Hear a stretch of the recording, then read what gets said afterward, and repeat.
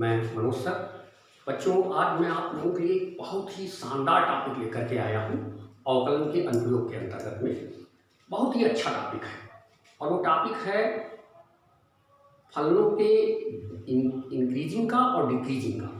अर्थात फलन वर्धमान होगा कि फलन ह्रासमान होगा, यानी फलन बढ़ेगा या घटेगा। अब बढ़ेगा या घटेगा मतलब अगर उसका ग्राफ खींचे तो ग्राफ उसका बढ़ रहा है कि ग्राफ घट रहा है। इस बात पर आधारित एक्सरसाइज मैं आपको बताऊंगा, उसी पर आधारित चीज़ों पर चर्चा करूंगा। एग्जाम्पल के तौर पर जैसे मैं इंक्रीजिंग की बात करूँ तो इंक्रीजिंग में भी दो रूप होते हैं। इंक्रीजिंग फंक्शन के दो रूप होते हैं, डिक्रीजिंग के भी दो रूप होते हैं। इसमें एक होता है कॉन्टिन्यू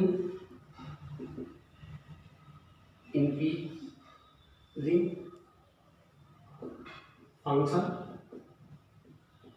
और एक होता है केवल इंक्रीजिंग फंक्शन। एक इंक्रीजिंग फंक्शन होता है।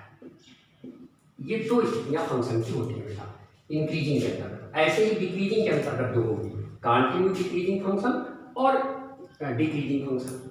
अब कॉन्टिन्यू डिक्रीजिंग वो क्या होता है, या कॉन्टिन्यू इंक्रीजिंग वो क्या होता है? जैसे अगर हम एक्स अक्ष और वाई अक्ष के बीच में किसी फंक्शन का ग्राफ खींचे, तो अगर ग्राफ को पता लगा हमने खींचना शुरू किया और वो ग्राफ निरंतर बढ़ता चला जा रहा है, तो ये कॉन्टिन्यू इंक्रीजिंग फंक्शन है। कॉन्टिन्यू इंक्रीजिंग फंक्शन ये कहलाएगा एफ एक्स। अगर ये किसी फंक्शन का ग्राफ है तो इसे हम कहेंगे कॉन्टिन्यू इंक्रीजिंग फंक्शन है। और जब ये कॉन्टिन्यू इंक्रीजिंग फंक्शन होगा तो इसको हम लोग जो साइन लगाएंगे वो ये इक्वल, लेजर इक्वल या ग्रेटर इक्वल के साइन का प्रयोग करेंगे। लेजर इक्वल एक्स के लिए जो प्रयोग करेंगे साइन, वो लेजर इक्वल या ग्रेटर इक्वल का साइन प्रयोग करेंगे जब आपका कॉन्टिन्यू इंक्रीजिंग है। सॉरी, इसमें इक्वलिटी नहीं लगेगी, लेजर का या ग्रेटर का प्रयोग करेंगे जब कॉन्टिन्यू इंक्रीजिंग है। और जब इंक्रीजिंग है, ये कॉन्टिन्यू इंक्रीजिंग है तो इसमें या तो ग्रेटर होगा या लेजर होगा। दो अवस्थाएं एक्स के मान चलेंगी। लेकिन कभी कभी ऐसा होता है कि इंक्रीजिंग फंक्शन में फंक्शन कभी कभी इक्वलिटी भी लग जाती है, तो वो इंक्रीजिंग कहलाता है। वो कैसे?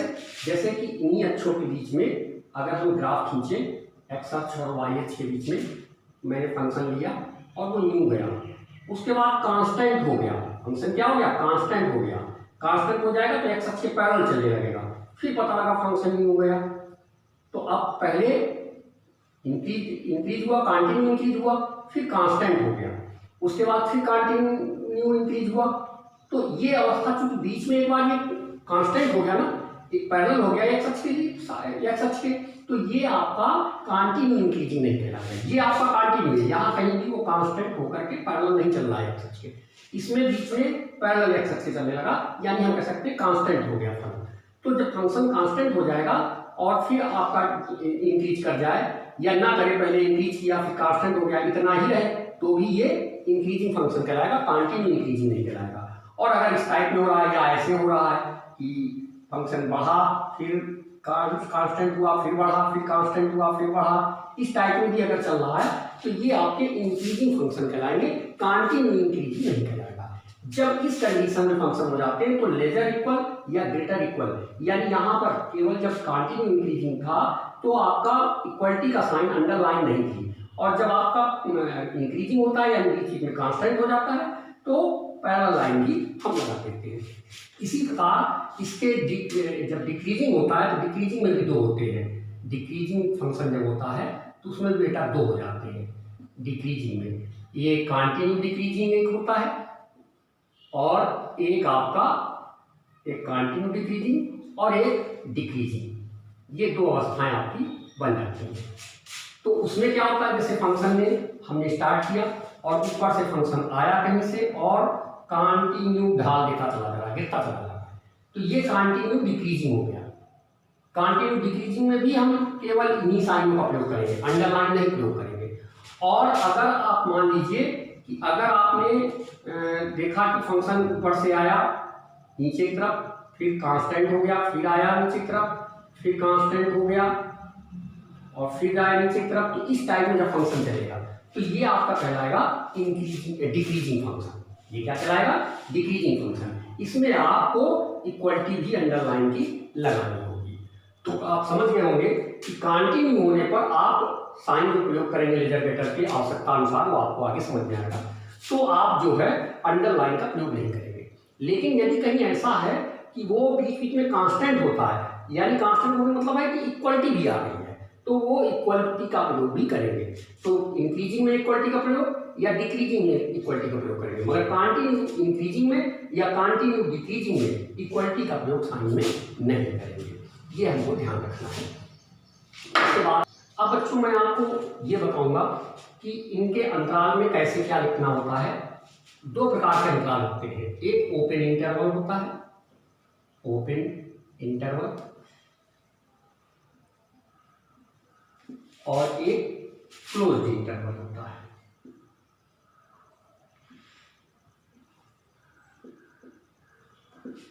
इसे हम कह सकते हैं खुला अंतराल, खुला या विवृत भी बोलते हैं अंतराल, और इसे हम कह सकते हैं बंद या कह सकते हैं संवृत अंतराल। इनमें कैसे क्या लिखते हैं देखिए, आप ध्यान दीजिएगा। अगर कहीं आपको मान कहा जाए कि x का मान जो है, x का मान a से बड़ा है या b से छोटा है, अब ध्यान दीजिएगा, यानी x का मान a से बड़ा है मगर a के बराबर नहीं है, क्योंकि अंडरलाइन इक्वलिटी इसमें नहीं लगाई गई है, और x का मान b से कम है मगर b के बराबर नहीं है, क्योंकि अंडरलाइन इसमें नहीं लगाई गई। अंडरलाइन लग जाने का मतलब है इक्वल भी होता है, बीच में भी रहेगा, और ये a और b भी ले लिए जाएंगे अगर इनमें इक्वलिटी की लाइन भी अंडरलाइन खींच दी जाए, तो वो नहीं है। इसका तात्पर्य हो गया कि x का मान a और b के बीच में रह सकता है, a और b नहीं लिए जाएंगे, उनके बीच में रह सकता है, तो इसीलिए इसे कहते हैं खुला अंतराल। इसमें इसको व्यक्त करते हैं x बिलोंग a, b, दोनों तरफ छोटा ब्रैकेट बेटा लगाएंगे। कौन ब्रैकेट लगाएंगे? छोटा ब्रैकेट। और इसी प्रकार बंद अंतराल में क्या होता है, अगर x का मान ग्रेटर इक्वल है a से और लेजर इक्वल है b से, तो यहाँ आप देखिए इक्वलिटी भी बेटा लग रही है। जब इक्वलिटी लगी हो तो आप बंद अंतराल, इसको खुला, इसको बंद अंतराल कहते हैं। इसमें आप जो है बड़ा बॉक्स लगाएंगे और लिखेंगे a, b, ऐसे बड़ा बॉक्स लगाएंगे। लेकिन सेमी ओपन या सेमी क्लोज्ड भी होते हैं। सेमी ओपन कौन होता है? अब देखिए सेमी ओपन, सेमी ओपन कौन होता है, यानी इसे कह सकते हैं अर्ध खुला अंतराल। क्या कह सकते हैं? अर्ध खुला अंतराल कह सकते हैं। तो इसमें क्या होता है कि जैसे आपको दिया गया कि a is lesser equal x, x is lesser equal b, a is lesser x and x is lesser equal b, तो ये सेमी हो गया, क्योंकि इधर आपका देखिए इक्वलिटी नहीं लगी है, तो इसको हम कैसे लिख सकते हैं? इसको लिख सकते हैं x बिलोंग, इधर इक्वलिटी नहीं लगी है तो इधर आपका रहेगा छोटा ब्रैकेट, और उधर इक्वलिटी लगी है तो उधर रहेगा बड़ा ब्रैकेट।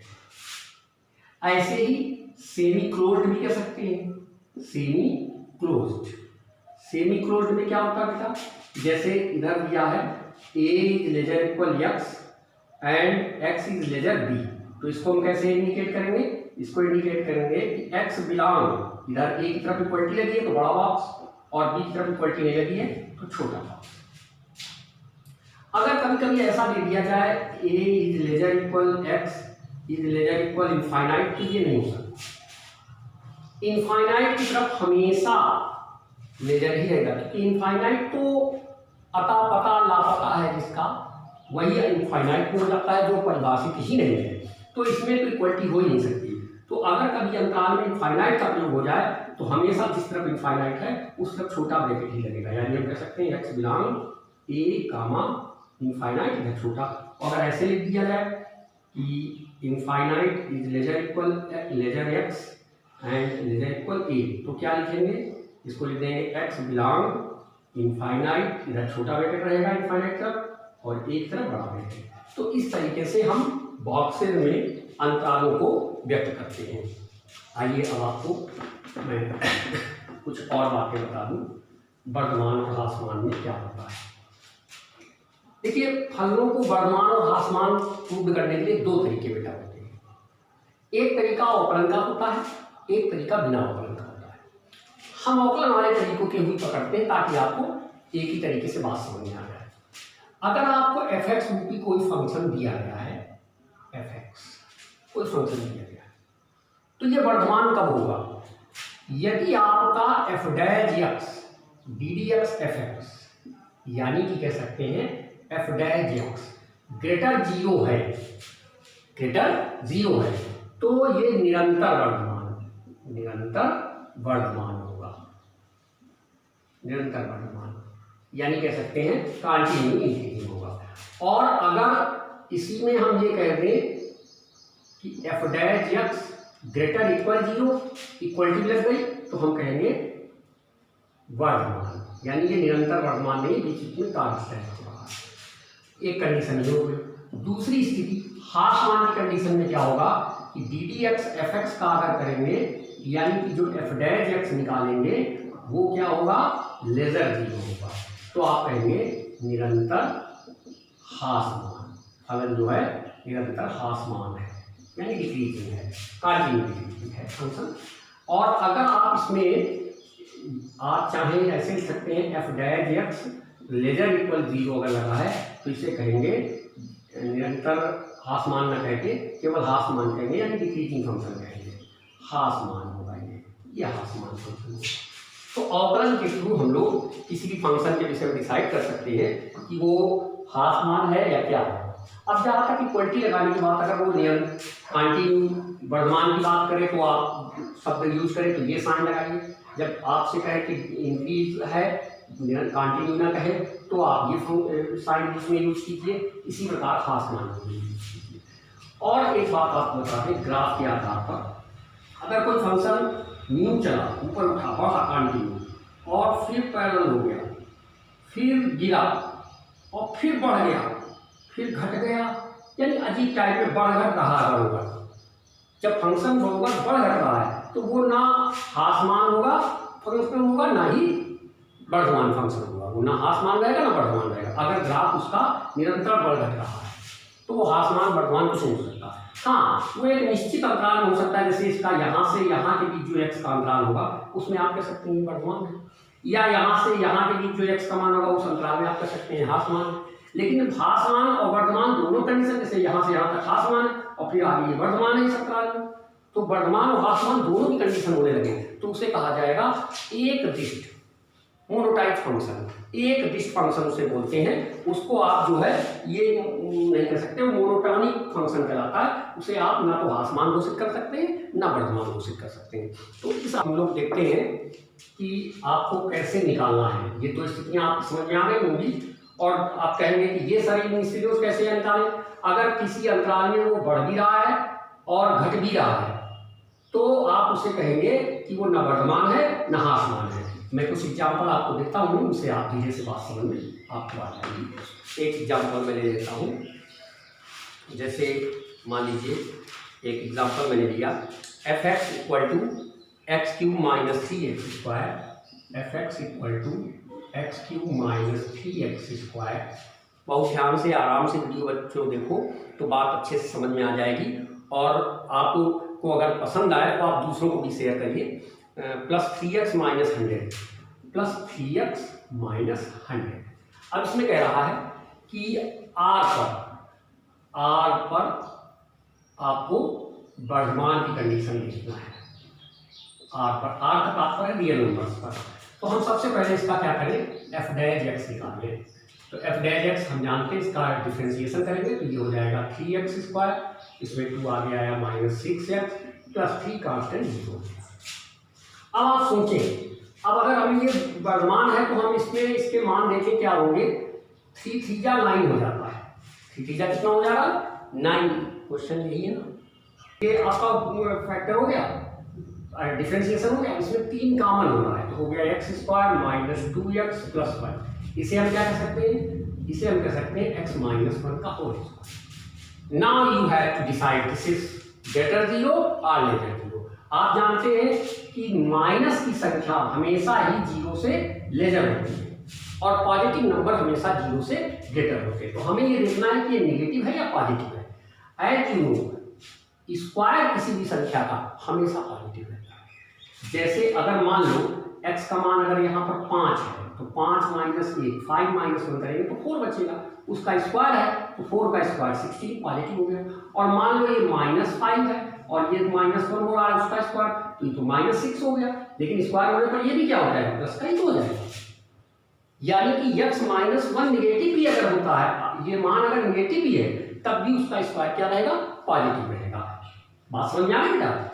अंतराल इसमें जब अंतर होगा x अगर -1 से बड़ा है तो जाहिर है कि वो पॉजिटिव में आएगा ही आएगा। जैसे 5 है तो 5 - 1 4 हो जाएगा, क्योंकि 5 1 से बड़ा है तो बड़ी संख्या से छोटी संख्या घटेगी तो पॉजिटिव में आएगा, उसका वर्ग पॉजिटिव होगा। और अगर x का मान -1 से भी कम है, यानी जैसे -2 है तो दोनों माइनस के होकर के -3 हो गए, ठीक है, निगेटिव है, ये निगेटिव संख्या जो 0 से छोटी होती है, लेकिन उसमें लगा स्क्वायर तो वो फिर क्या है, बदल जाएगी, स्क्वायर बदल जाएगी तो प्लस हो जाएगा, यानी कि ये हमेशा 0 से बड़ी रहेगी। तो ये ग्रेटर है आपका किससे, 0 से, ये 0 से ग्रेटर है। अब वर्धमान की बात की, निरंतर वर्धमान की बात नहीं की तो हम अंडरलाइन नहीं रखेंगे, तो ये ग्रेटर 0 है, इसलिए हम कह सकते हैं कि f(x) एक वर्धमान फलन है, वर्धमान फलन है। इस तरीके से एक और एग्जांपल मैं ले रहा हूँ, एग्जांपल एक और आप लीजिए, वर्धमान में f(x) = x + 1/x, f(x) दिया है आपको, example number 1, example number 2, f(x) = x + 1/x। इसे आप चाहे तो ऐसे लिख सकते हैं x + x⁻⁻1। अब आप f' अगर करेंगे तो x का 1 हो जाएगा, इसका -1 आ गया, पावर में एक और घट गया तो -2 हो गए, 1 - 1/x²। आप चाहे इसे लिख सकते हैं x² - 1/x²। अब हमको ये देखना है ये पॉजिटिव होगा या नेगेटिव होगा, ये वर्धमान होगा तब जब ये पॉजिटिव में आए और ह्रासमान होगा अगर ये नेगेटिव हो जाए। अब सोचिए आप x का मान आप कुछ भी यहाँ पर ले लें, कुछ भी ले लीजिए, सपोज कीजिए x बराबर मान लिया थोड़ी देर के लिए -3 है, तो आप जब यहाँ पर रखेंगे तो -3 का स्क्वायर -1/-3 का स्क्वायर। देखिए हमने -1 से कम लिया है, -3 तो -1 से 1 से और छोटा हो गया, तो -3 का स्क्वायर करेंगे तो ये बेटा पॉजिटिव ही तो हो जाएगा, और तब आप इसको यहाँ करेंगे तो अंतर क्या आएगा, पॉजिटिव आएगा। और अगर आप मान लीजिए -1 से बड़ी संख्या लेते हैं, x का मान आप ले लेते हैं 5, तो आपका क्या होगा, 5 का स्क्वायर -1/5 का स्क्वायर, तो 25 - 1/25 तो 24/25, ये भी पॉजिटिव है। यानी कहने का तात्पर्य है कि बात वही आ गई, स्क्वायर होने की वजह से आपका x का मान हमेशा पॉजिटिव ही रहेगा, पॉजिटिव ही रहेगा हमेशा। तो जब ये पॉजिटिव ही रहेगा तो हमको जाहिर सी बात है कि अगर जैसे हम एक बात आप करेंगे -1/2 ले लें, उसका वर्ग 1/4 हो जाएगा, तब तो ये नेगेटिव बन जाएगा। अब ये क्या बन जाएगा, नेगेटिव बन जाएगा। प्रश्न में कहा गया है, एक बात मैं यानी कि -1 से 1 भी, यहाँ पर प्रश्न में कहा गया अंतराल -1 से 1, ये सब काम देखना है। तो -1 और 1 के बीच में अगर सपोज कीजिए आपने ले लिया x बराबर -1/2, तो अब अगर आप इसमें रखें तो क्या हो जाएगा, -1/2 का स्क्वायर -1/-1/2 का स्क्वायर, ये हो गया 1/2 -1/1/4। तब ये अगर घटेगा तो कितना हो जाएगा, -1/2/1/4, कुल मिलाकर के -1/2 × 4/1, यानी कि -2। तब तो फिर ये ह्रासमान की कंडीशन में चला गया, ये आपका वर्धमान तो हुआ नहीं क्योंकि ये ह्रासमान कंडीशन में हो जाएगा। तो मैं ये कह रहा हूँ कि आप देखें कि अगर -1 1 से बीच में अगर आप कोई मान लेंगे तो क्या हो जाएगा, जाहिर सी बात है -1 और 1 के बीच में आपने लिया तो नेगेटिव हो गया, यानी ह्रासमान हो गया। और आप देख लें रख करके, आपको अच्छे से बात समझ में आ जाए, और रख करके देख लें, जैसे -1 और 1 के बीच में मान लो प्लस का 1/2 रख लें, x बराबर में ले लिया +1/2, तो क्या कंडीशन हो जाएगी, 1/2 का स्क्वायर 1/4 -1/1/4। तब भी आप इसको घटाएंगे तो -3/4 हो जाएगा, ये 4/1 हो जाएगा, 4 कट गया -6, यानी तब भी ह्रासमान हो रहा है।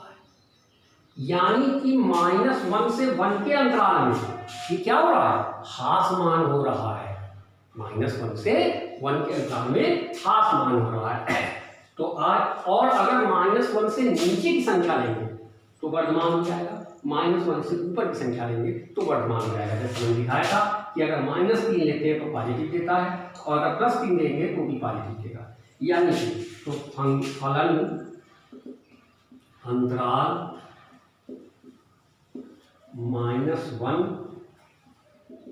से 1 में f dash x lesser equal 0, यानी कि इसमें क्या है, इसमें आप कह सकते हैं कि ये आप केवल हासमान की बात कर रहा है, में हासमान है, हासमान है, इसमें ये हासमान है। लेकिन अगर -1 से बेटा ऊपर चला जाए या +1 के -1 से नीचे चला जाए, +1 के ऊपर चला जाए, तो ये उस अंतराल में क्या होगा, वर्धमान होगा। परंतु -1 से 1 के अतिरिक्त अंतराल में वर्धमान है। यानी कौन से अंतराल में, अर्थात देखिए यहाँ 2 अंतराल हो जाएंगे। -1 से नीचे कहाँ, -∞ से -1 और यूनियन 1 से इनफाइनाइट के बीच, इस अंतराल में ये वर्धमान है। अब ध्यान दीजिएगा कि -1 से नीचे जाएगा तो कहाँ तक जा सकता है, -∞ तक जा सकता है। तो इसके -1 के नीचे या -∞ तक ये वर्धमान होगा। या +1 के ऊपर लेना है तो +1 इधर और 1 नहीं, आपको 1 भी छोड़ देना है। 1 के ऊपर लेना है तो कहाँ तक जा सकते हैं, +1 से इनफाइनाइट तक जा सकते हैं। तो इन इधर इसमें बड़ा बात छोटा लगा तो हम इसमें ये 1 नहीं ले रहे हैं, उसके अंदर में लेंगे। तो इनके बीच में ये क्या रहेगा, वर्धमान रहेगा, इन 2 अंतरालों में। इस और इनके बीच में ये जो अंतराल है इसमें ये हासमान रहेगा। तो इस तरीके से हम किसी भी फंक्शन के वर्धमान और हासमान की जानकारी करते हैं। पता है कि जो ना तो वर्धमान होता है और ना ही हासमान होता है। अगर इसको हम पूरा अगर लें कि इसी अंतराल में अगर देखें कि -∞ से इनफाइनाइट के अंतराल में, अगर उसमें विचार करें, अंतराल में ना तो मोनोटोनिक हो जाएगा, ना तो वर्धमान लिखेंगे, ना तो वर्धमान ना ही हासमान। क्यों लिखेंगे ऐसा, बात को समझ में आएगा क्यों लिखेंगे।